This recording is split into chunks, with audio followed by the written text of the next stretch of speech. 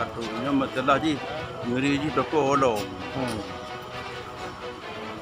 Toko kabel jatuh bang. Ya, Tak boleh terima ya hilang. Nggak cukup satu pemadam. Bensin lagi dalam. pemadam pirai Raiba. Oh, Oh, nanti mau. mau bawa pemadam. Telepon lagi.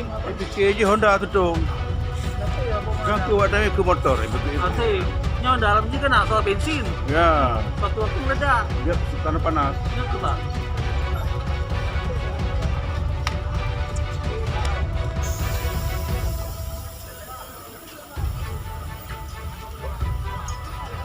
Setiap kali pemadam datang.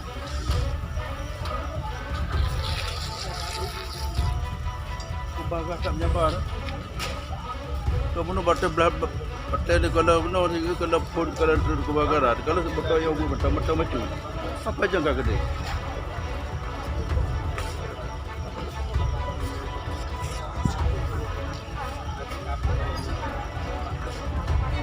Kebakaran dua mobil di depan Masjid Raya, Jamaah Masjid Raya kebakaran mobilnya.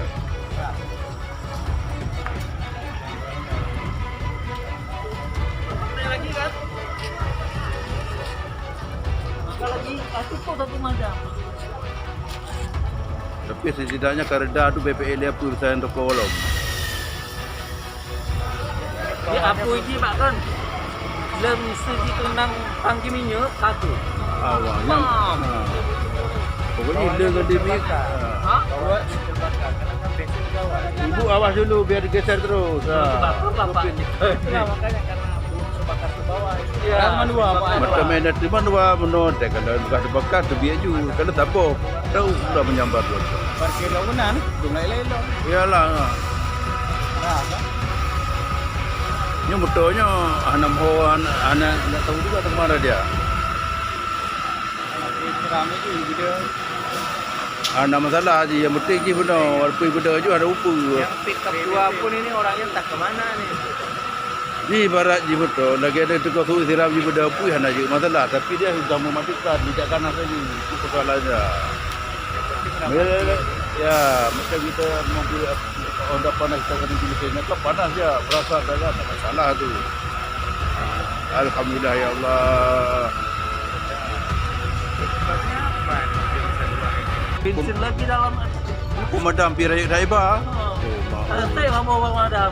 Telepon lagi. Fikir je Honda tu tu. Nanti ya bawa Yang pemadam. ke ada ke motor. Nanti nyawa dalam juga kena soal bensin. Ya, Suatu waktu meledak. dia karena panas. Ya tu lah.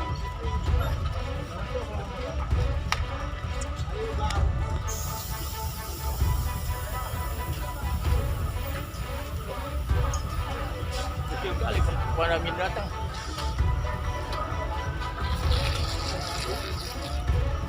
Kubagah tak menyabar. Kamu baca